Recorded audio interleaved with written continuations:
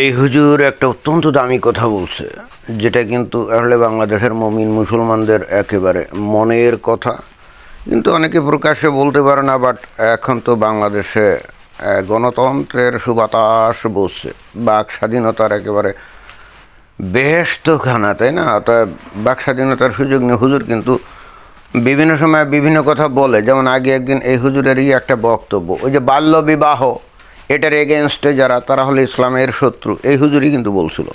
এবং আজকে আবারও এরকম একটা বিস্ফোরক একটা বক্তব্য এই হুজুর দিল।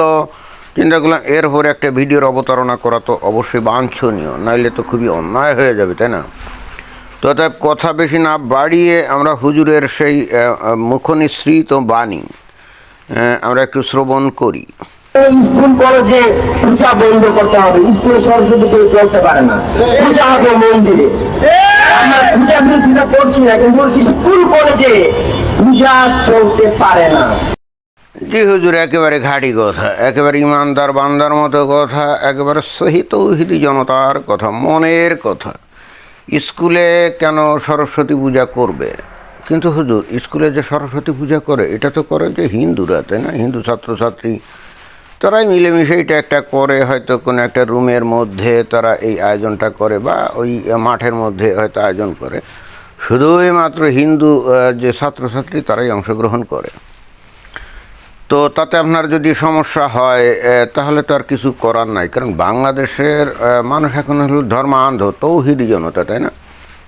মুমিন মুসলমান তারা তো পৌত্তলিকতাকে ভয়ঙ্কর ঘৃণা করে, মানে পৌত্তলিকতা মানে হিন্দুদের ওই যে দেবদেবীর মূর্তি টুর্তি আছেন, এগুলোকে ভয়ঙ্কর ঘৃণা করে এবং এগুলোকে তারা ভেঙে দেয়। এই জন্য আমরা ওই যে মাঝে মাঝে দেখি যে বাংলাদেশে বিভিন্ন মন্দিরে কথা নেই বার্তা নেই, রাতের বেলা এসে কে বা কারা এগুলো ভেঙে ফেলে। পরের দিন খবরে আমরা দেখি যে এগুলো দুষ্কৃতকারীরা এই কাজটা করছে।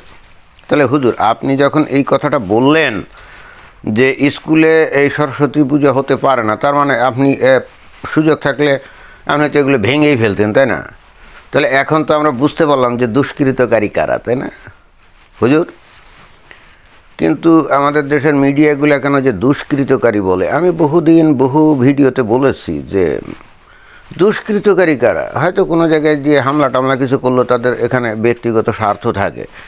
বাট হিন্দুদের মন্দিরে গিয়ে তাদের প্রতিমা ভাঙ্গা, এটাতে তাদের কী স্বার্থ? এখানে তো তাদের ব্যক্তিগত কোনো স্বার্থ নেই। তবে হ্যাঁ, ইমানের সাথে একটা সম্পর্ক আছে। অর্থাৎ এই কাজটা করে ইমানদার বান্দারা, তো তাদেরকে হঠাৎ করে কথা নেই বার্তা নেই দুষ্কৃতকারী কেন বলে, বা বলে আসছে, এখনও বলবে। দেখবেন যে আজ বাদে কালকে কোনো মন্দিরে যদি এরকম ভাঙচুর হয়, দেখবেন যে বলবে যে এই দুষ্কৃতকারীরা এই কাজটা করছে। এবং ইন্টারেস্টিং ব্যাপার হলো, ওই দুষ্কৃতকারীদেরকে কখনোই চিহ্নিত করা যায় না এবং তাদেরকে গ্রেপ্তার করে বিচারও করা যায় না, কারণ বাংলাদেশ হলো মুমিন মুসলমানের দেশ। এখানে হিন্দুরা পূজা টুজা করবে কেন? বাংলাদেশ তো হিন্দুদের জন্য আসলে না, তারপরেও বাংলাদেশে হিন্দুরা কেন পড়ে আছে কে জানে। কিন্তু কথা হচ্ছে হুজুর, আপনি তো একটা ভালো কথাই বললেন ইমানের দিক থেকে, তাতে কোনো সন্দেহ নেই। আপনার বক্তব্যকে আমি সমর্থন করি যে স্কুলে কোনো ওই যে পূজা টুজা হবে না, তাহলে অন্য কোনো কিছু ধর্মীয় কোনো কিছুই হবে না। ইটস ওকে, একটা ধর্মনিরপেক্ষ ব্যাপার। বাট আপনাদের মুখ থেকে আমরা তো এর সাথে জঘন্য একটা ব্যাপার, সেইটার বিরুদ্ধে একটা কথা শুনি না। এই যে স্কুল বাদ দেন, এই যে মাদ্রাসাগুলোতে, তাই না, বিশেষ করে কওমি মাদ্রাসাতে এই যে হুজুররা এই যে ছোট ছোট বাচ্চাদের সরু পাই পথে তাদের বৃহৎ ইমান দণ্ড এই যে হুজুররা ঢুকায়, হ্যাঁ, সরু পাই পথে তারা বৃহৎ ইমান দণ্ড ঢুকায়। এর ফলে কত বাচ্চা যে আহত নিহত হয়, তারপরে কত বাচ্চা দেখা যায় যে একটা পর্যায়ে মানে হত্যার শিকারও হয়, কারণ ও বলে দিতে পারে, এই জন্যে ওই হুজুর তাকে হত্যাও করে। বাংলাদেশে তো এটা একেবারে মহামারীর মতো রূপ ধারণ করছে, তাই না? আমরা তো প্রতিনিয়ত খবর এগুলো দেখি। অনেক ক্ষেত্রে দেখা যায় যে গ্রামের লোকজন এই হুজুরকে ধরে তখন জুতা দিয়ে পিটায়ও। কি জঘন্য কাজ, তাই না? হুজুরদেরকে পিটায়, মানে কত ক্ষিপ্ত হলে তারা নিজেরাও জানে যে হুজুরদের উপরে দুইটা গালি বর্ষণ করলেও কিন্তু আল্লাহ ক্ষিপ্ত হয়, আল্লাহ তাদের উপরে নাজাত বর্ষণ করে, অভিশাপ বর্ষণ করে। কিন্তু ছোট একটা বাচ্চাকে যখন ওই বৃহৎ ইমানদণ্ড দিয়ে ক্ষতবিক্ষত করে দেয়, তখন ওই যে সাধারণ পাবলিকের আর ওই ইমানের কথা, ইসলামের কথা মনে থাকে না। তখন তারা দল বেঁধে, এমনকি আমি দেখছি যে নারীরা পর্যন্ত হুজুরকে জুতা দিয়ে পিটায়। হ্যাঁ, এটাও আমরা দেখছি। যে নারীরা থাকবে ঘরে, সেই নারী ঘর থেকে বের হয়ে এসে ওই বোরখা মুড়ি দিয়ে অবস্থায় হুজুরের ওপরে হামলে পড়ে এবং জুতা দিয়ে পিটায়, লাথি ওষ্ঠা মারে।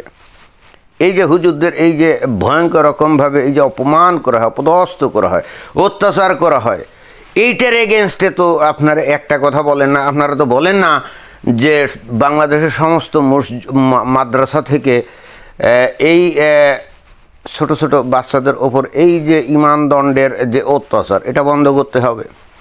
আপনারা কি কখনো এটা বলছেন বা এটার বিরুদ্ধে কোনো প্রতিবাদ করছেন, একটা মিছিল করছেন? এটা আরও অনেক গুরুত্বপূর্ণ না? স্কুলে হিন্দুরা ওই তাদের দেবী সরস্বতী, যে নাকি বিদ্যার দেবী, তার পূজা টুজা করে, কিন্তু কখনো তো এই ধরনের আকাম কুকামে তো লিপ্ত হতে আমরা দেখি না, কি দেখি নাকি? এবং এটা একটা বিনোদনও বটে, একটু আনন্দ উল্লাস করলো, তাই না? পূজা হয়তো নামকাও আসতে, বাট হয়তো বিনোদন করলো, আনন্দ করলো আর কি। তাতেও তো শিশুর মনোবিকাশ ঘটে। কিন্তু একটা শিশুর উপরে যখন ইমানদণ্ড দিয়ে ভয়ঙ্কর অত্যাচার করে এই যে হুজুররা, লম্বা লম্বা দাড়িওয়ালা হুজুররা, বৃদ্ধ হুজুররা, তো এইটা কেউ কি আপনারা বিনোদন মনে করেন নাকি? আমি জানি না আসলে এটার কি মনে করেন, কিন্তু আপনাদের যে ভয়ঙ্কর নীরবতা, এটাই তো প্রমাণ করে যে আপনার এটার পক্ষে নাকি। যাই হোক, আপনাদের এই ধরনের একপাক্ষিক কথাবার্তা এগুলো বলে যাচ্ছেন, মানুষ শুনছে এবং মানুষ উপলব্ধি করছে যে তারা আসলে কিসের মধ্যে আছে। এই যে বাংলাদেশের মানুষ এখন, মানে কিভাবে বলা যায়, বাংলাদেশের মানে পরিবেশটা কি, সুজলা সুফলা শস্য শ্যামলা, মানে যাই ফেলা হয় সেটাই কিন্তু খুব দ্রুত একেবারে বৃদ্ধি পেয়ে একেবারে ফুলে ফলে ডালে সুশোভিত হয়ে যায়, তাই না? বাংলাদেশের ভূমিটা সেরকম। এবং ওই ইসলাম চাষের ব্যাপারেও কিন্তু একই কথা। কি সুন্দর ইসলাম একেবারে ফুলে ফলে ফসলে ভরে আস্তে আস্তে বাংলাদেশের মানুষগুলো ধর্মান্ধ হয়ে গেল চোখের সামনে, তাই না?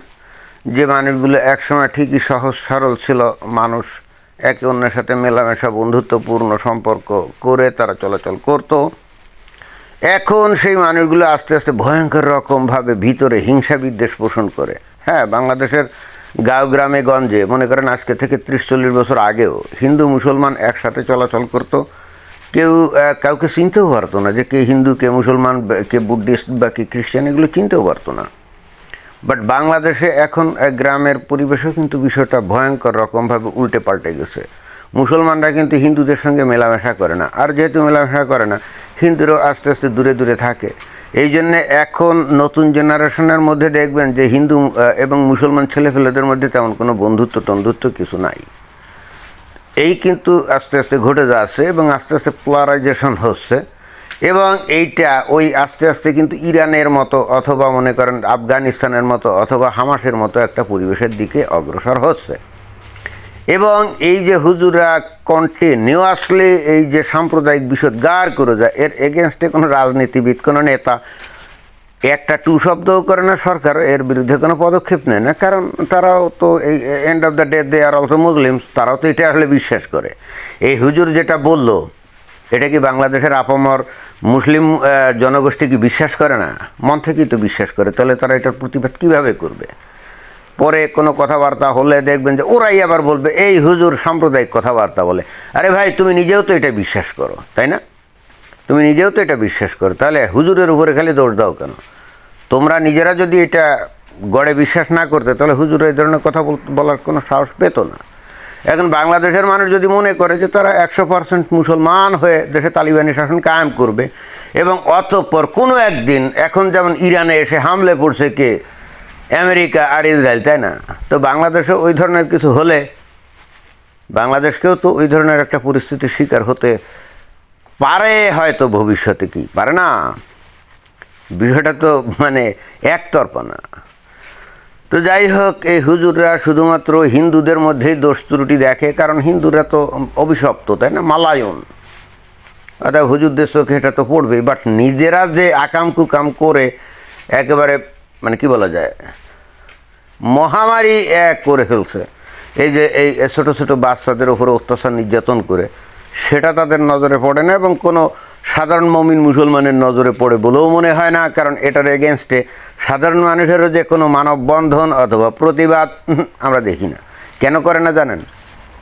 তারাও তো ভয় পায়, এ হুজুরা আকাম কুকাম যাই করুক না কেন, তার বিরুদ্ধে গিয়ে কোনো কিছু করা, এটা কারণ সে তো আসলে হুজুর, ইসলামের ধারক বাহক, তো তার এগেনস্টে যদি বেশি কিছু বলে বা করে, তাহলে আল্লাহ যদি বিরাজ হয়ে যায় এবং যদি এর ফলে ৭২ হুর থেকে বঞ্চিত করে যদি জাহান্নামের আগুনে পোড়ায়, এই ভয়েতে তারা করে না, বুঝছেন?